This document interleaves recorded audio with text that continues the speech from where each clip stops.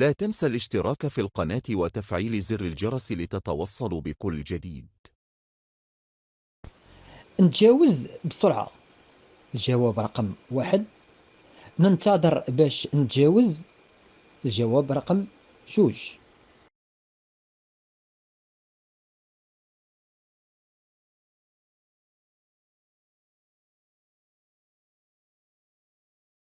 هنا شفتوا معايا الخط اللي كاين في الوسط ديال الطريق اللي غادي وكيضيق، هذا كيتسمى خط الانذار.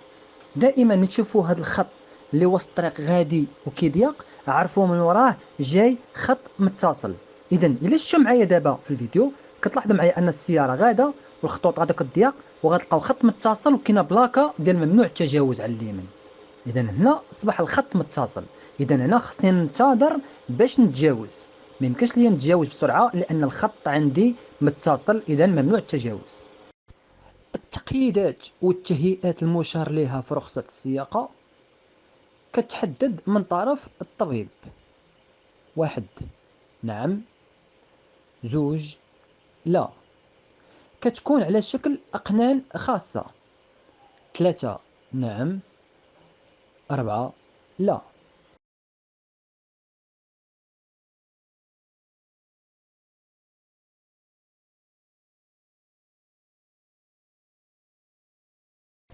إلا ركزتوا معايا في السؤال، التقييدات والتهيئات اللي مشار لها في رخصة السياقة، يعني رخصة السياقة كاينه فيها شي حاجة سميتها التقييدات. إلا شفتوا معايا في رخصة السياقة كاين هنا الأصناف: صنف بي سي دي على حساب الصنف اللي انت كدوز، وكيعطيك تاريخ التسليم. كل صنف دوزتيه خديتيه كيديروك التاريخ ديال التسليم امتى كان، السنة والشهر واليوم. في الجهه اليمنيه كاينه التقييدات. التقييدات الا كان عندك شي عجز ملي كتبغي دوز البيرمي كتمشي عند الطبيب. نتوما كتسميوها لا فيزيت ديال العينين، راه ما كايناش شي حاجه سميتها فحص العينين، كاين فحص طبي. ملي كتمشي عند الطبيب راه بعينيه كيشوفك واش انت قادر تمشي على رجليك، واش يديك مزيانه، واش عاد كيشوف النظر ديالك، يعني داك فحص طبي.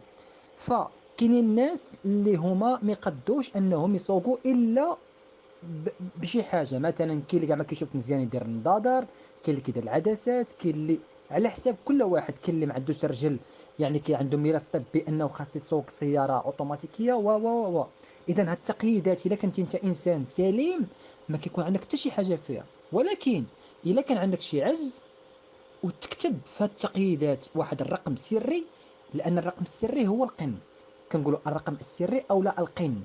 اذا هنا هاد التقييدات اللي مشار لها في رخصة السياقة شكون اللي كيحددها؟ كيحددها الطبيب. إذا هنا كتحدد من طرف الطبيب اللي هو الجواب رقم واحد. كيقول لك واش كتكون على شكل أقنان خاصة.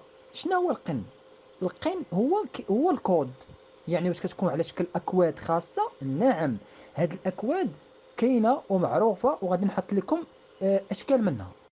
كاينين الرخص السياقة اللي فيهم 0101. هاد القن اولا الكود اش كيعني؟ كيعني خاصك دير نظاظر. بمعنى الا الشرطي خدا البيرمي ديالك اثناء المراقبه ولقى في التقييدات 0101 اوتوماتيكيا خاصو يشوف في عينيك نظاظر. الا ما كنتيش مدير نظاظر عندك مخالفه وغادي نطرقوا ليها القانون اش كيقول في هذه القضيه. الا شاف عندك 0102 يعني خاصك عدسات. وإلا شاف عندك 0103 خاصك نظارات وعدسات بصرية، يعني نظارات أو عدسات بصرية 0103. أيضا كاين 0502، هادو كيكونوا مقيدين بالسياقة في مجال ما كيتعداش واحد الكيلومتر. كاينين الناس اللي ما قدوش يفوتوا 50 كيلومتر على المحل اللي كيسكنوا فيه، وكاينين وحدين اللي عندهم التقييد ديال 0503، هذا خاصو يسوق ما يركب معاه حتى واحد. الا الشرطي خدا البيرمي وقع 0503 كيدير ليه مخالفه.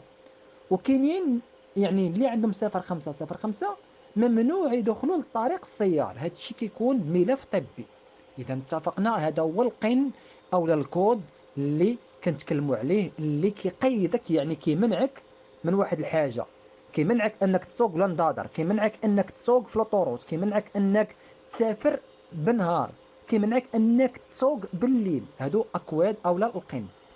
حيت الا مشينا لمدونة السير المادة 13 كتقول لك اذا كان المترشح يعني ملي كيبغي يمشي يدوز البيرمي الا كان عنده شي عجز بدني وكيتنافى انه يعني ما يقدرش انه يسوق طوموبيل او لا، ما يمكنش انه يسوق. هنا يمكن لنا نعوضوا ليه هذا العجز، نديروا ليه واحد المركبه اللي هي خاصه. يعني كندير له طوموبيله اوتوماتيك، او لا نديروا ليه شي اجهزه طبيه، مثلا ما كانش كيسمع مزيان، راه ممكن نديروا ليه هذاك ديال الودن باش كيولي يسمع. يعني كاين بزاف د الحوايج اللي يقدر يعوض بهم هذاك العجز. هنا كيقول لك يجب أن تشير الشهادة الطبية إلى التقييدات والتهيئات أو إلى الأجهزة الخاصة. يعني إلا ما كانش كيسمع مزيان، داك الشهادة الطبية خاصها تفيد أنه خاصو يدير هذيك لاباراي اللي كتسمع، أو لا يعني الملف الطبي مهم. إلا كان الملف الطبي كيقول لك هذا السيد ما قدرش يسوق، إذا يستحيل أنك دوز البيرمي. ايضا يمكن لكم تراجعوا الماده 17 وايضا الماده 18 من مدونه السير. يعني الماده 17 كيقول لك يوجه الطبيب الذي قام بالفحص الطبي وفق الاحكام كذا، كيوجه نسخه من الشهاده اللي سلمها لك داك الطبيب، كيسلمها للاداره المختصه، كتثبت على انك قادر انك تسوق او لا قادر على انك تسوق. ولكن كاينين واحد التقييدات، يعني داك الشهاده الطبيه كيشير هو للتقييدات هذه مهمه، ويجب خاصكم تراجعوا هذه المواد. بالنسبه الى وقفك الشرطي ولداك القن او الكود اللي هو 010203 وهذا الا لقاها ما كايناش، اذا هذه كتسمى مخالفه من الدرجه الثانيه. اذا القانون اللي هي مدونه السير الماده 185 كتقول لك يعاقب بغرامه من 500 الى 1000 درهم كل شخص كيرتكب مخالفه من الدرجه الثانيه. يعني الا لاحظتوا معايا المخالفه من الدرجه الثانيه اللي كنتكلموا عليها الفقره الثانيه من الماده 181 اللي كتقول لك عدم احترام التقييدات المتعلقه برخصه السياقه. اذا البوليسي ملي غيدير لك مخالفه غيدير لك عدم احترام التقييدات المتعلقه برخصه السياقه. اذا هنا التقييدات والتهيئات اللي في رخصه السياقه كيحددها الطبيب، وكتكون على شكل اقنان خاصه. نعم، بهذه الرخصه من الواجب نكون كنسوق: واحد بالنظارات، زوج بنظارات أو عدسات بصرية، ثلاثة بعدسات.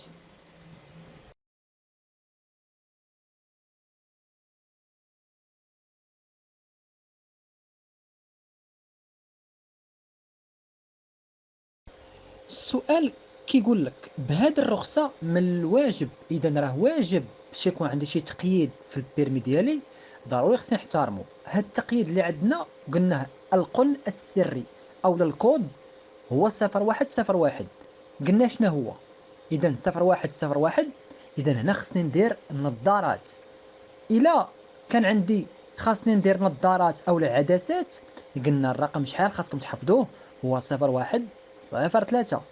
اما العدسات راه كتكون 0102. اذا الجواب الصحيح هنا خاصني نسوق بالنظارات، اذا من الواجب عليا.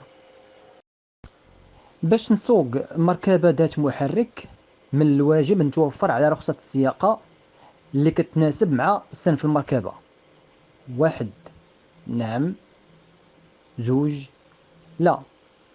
من أي صنف كانت؟ ثلاثة نعم، أربعة لا.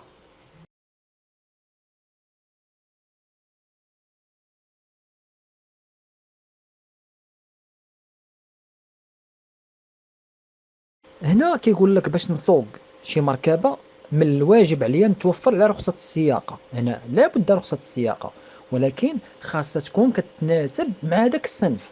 إلا غنسوق الطوموبيل خص يكون عندي بيرمي ديال الطوموبيل، إلا غنسوق الرموك يكون عندي ديال الرموك، غنسوق الكار خص يكون عندي ديال الكار. إذا ميمكنش لي أنا عندي بيرمي الطوموبيل ونسوق بأي صنف، لا. إذا باش نسوق مركبة خاصني نتوفر على رخصة السياقة اللي كتناسب مع الصنف اللي أنا غنسوق. إذا الجواب الصحيح هو واحد نعم. هذيك رخصة السياقة اللي عندي أنايا ديال الطوموبيل واش ممكن نسوق بها أي صنف؟ لا. إذا هنا باش من أي صنف كانت؟ لا. إذا الجواب الصحيح هو خاصها تكون كتناسب مع صنف المركبة اللي هو واحد نعم. من أي صنف كانت؟ لا. السياقة العقلانية كتمكن من: واحد ارتفاع نسبة الانبعاثات الغازية الملوثة، زوج التحكم الجيد في المركبة، ثلاثة سياقة آمنة، أربعة انخفاض استهلاك الوقود.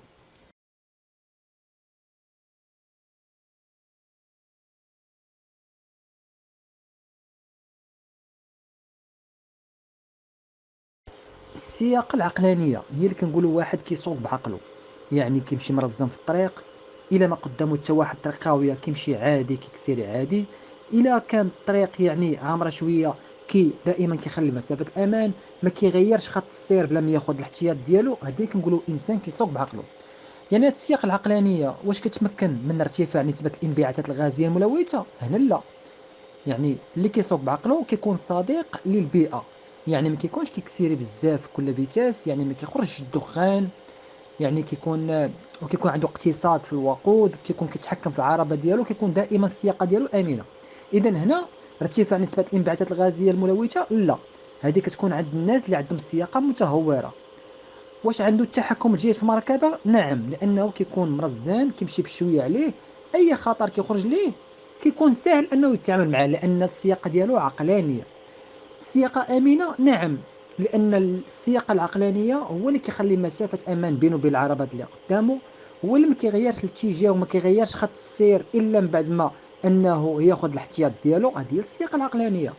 والسياقة العقلانية كتمكن من انخفاض استهلاك الوقود؟ نعم، لأن السياقة العقلانية كيكون دائما مولاها، يعني ما كيكثرش بزاف في الغيارات، يعني من الغيار الأول الغيار الثاني أو الغيار الثاني والثالث دائما كيبدل ما بين 1500 حتى 2500 دورة، بينما السياقة المتهورة كيكون كيغير السرعة فوق من 3000 دورة، وبالتالي كيكون ارتفاع ديال نسبة الانبعاثات الغازية الملوثة. هذه بالنسبة للسياقة المتهورة.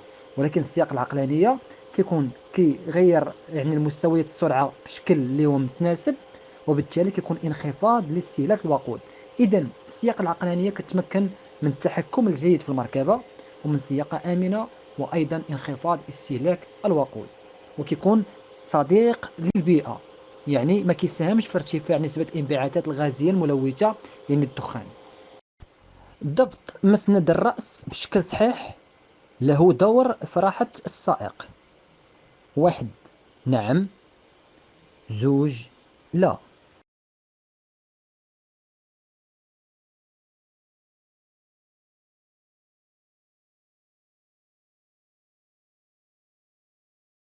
هنا السؤال تيقول لك ضبط مسند الرأس بشكل صحيح واش عنده دور في الراحة ديال السائق. يعني المسند ديال الراس كيقول لك ضبط هي كتريقلو، يعني راه المسند ديال الراس راه ريغلابل، يعني ممكن انك تريقلو الراس، ممكن حتى الظهر حتى هو، يعني الوضع ديال الكرسي اما ترجع ظهرك اللور اما تكون قريب للموجه الفولون.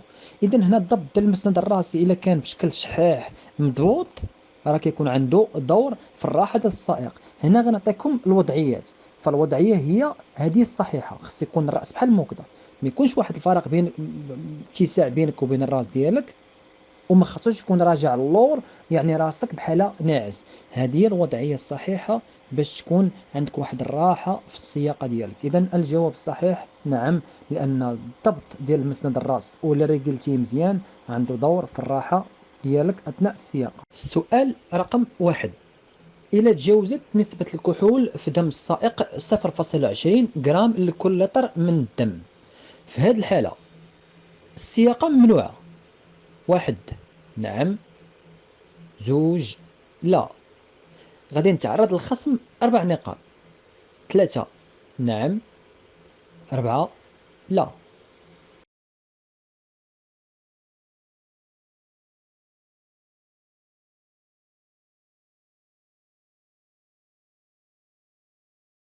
إذا عندنا واحد المرسوم اللي الرقم ديالو 2/10/419 اللي تصدر في 29 سبتمبر 2010. هذا المرسوم جا باش يطبق لنا بعض الأحكام اللي كاينة في مدونة السير اللي كتعلق بالعقوبات والمخالفات. إلا مشينا للباب الخامس من هذا المرسوم اللي كيتعلق بمعاينة حالة السياقة تحت تأثير الكحول، عندنا المادة 59 كتقول لك يجرى رائز النفس. كنديروا واحد الرائز ديال النفس، هو واحد الجهاز اللي كيديروا لك هذاك الشرطي او الدراكي كيديروا لك في الفم ديالك. كيقول لك يجرى رائز النفس المشار اليه في المادة 207 من مدونة السير. اذا هذا غير مرسوم. غنمشيو للمادة 207 من مدونة السير، اشنو كتقول؟ تيقول لك يمكن لضباط الشرطة القضائية. ضباط الشرطه القضائيه شكون هما؟ هما الشرطه، هما الدرك الملكي. الدرك الملكي راه عنده صفه ديال ضابط الشرطه القضائيه. اذا هاد الضباط الشرطه القضائيه الضباط الشرطه القضائيه عندهم الحق انهم يديروا كذاك الجهاز في الفم ديالك باش تنفخ. واخا تكون ما سكرانش، الا غير شكوا فيك عندهم الحق هنا، اما بتعليمات من الوكيل الملك اما بمبادره منهم. يعني واخا ما ياخذوش تعليمات الوكيل الملك، من حقهم انهم يديروا لك داك الجهاز باش يكشفوا على مستوى تشبع الهواء المنبعث من الفم ديالك بالكحول. اذا داك الجهاز اللي كيدير لك باش كيشوفوا المستوى ديال تشبع الهواء المنبعث من الفم بالكحول كيتسمى الكوتيست او لا ايتيلوتيست. فين عرفنا هاد السميات ديالهم؟ غادي نمشيو نرجعوا لذاك المرسوم، حيت في الباب الخامس للماده 59 من المرسوم تيقول لك يجرى رائز النفس المشار اليه في الماده 207 اللي قلنا الدرك الملكي والشرطه عندهم الحق انهم يديروا لك هذاك الجهاز سميتو الكوتيست او لا ايتيلوتيست. هاد الكوتيست او لا ايتيلوتيست اش كيدير؟ كيكشف لينا المستوى النيفو ديال تشبع الهواء المنبعث من الفم بالكحول. مثلا داك ملي كنفخو ايطرو ديال البرد، هذاك الهواء اللي كنفخو كنشوفو شحال متشبع بالكحول. هذا الجهاز سميتو ايتولوتيست او لا الكوتيست. وعندنا جهاز اخر يسمى الجهاز المشار اليه في الماده 209 مدونه السير. غادي نمشيو للماده 209 ونشوفوا شنو كتقول.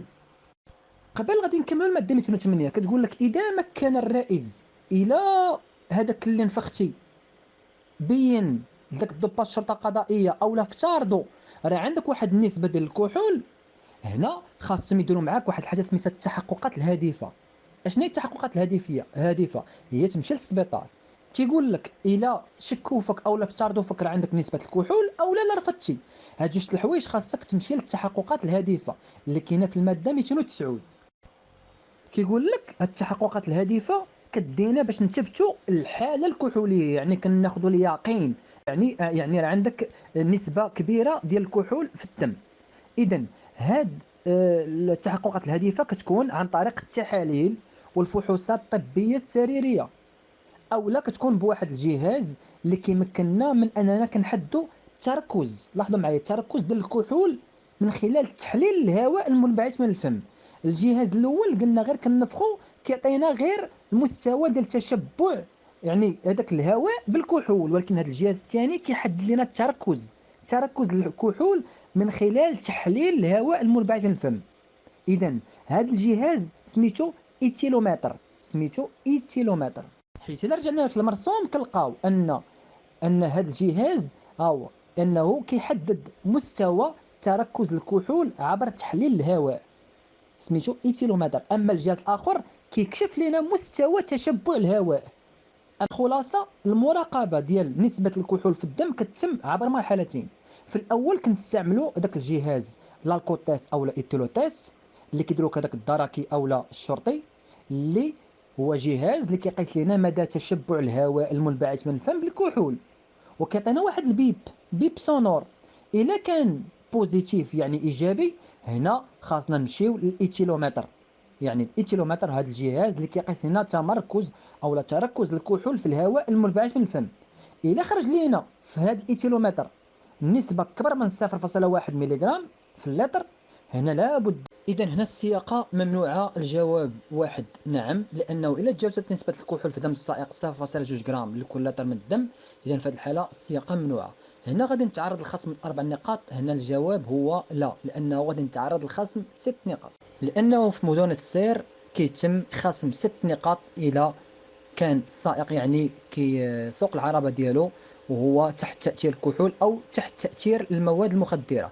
وايضا حتى السائق الا رفض انه يدير داك الجهاز اللي قلنا في الماده 207 باش انه يدير الاختبار ديال الكحول، فايضا الا رفض فكيتم خصم 6 نقاط واخا يكون ما عندوش نسبه كبيره ديال الكحول لان الرفض ديالو كيتعتبر مخالفه. في حاله تشرب 2 كيسان عاديين ديال الكحول، نسبة الكحول في الدم كتكون نفسها بين 1 شربت ويسكي وفنجان قهوة، 2 كاس خمر وبيرة، 3 2 كيسان بيرة، 4 شرب كاس ويسكي وكاس خمر.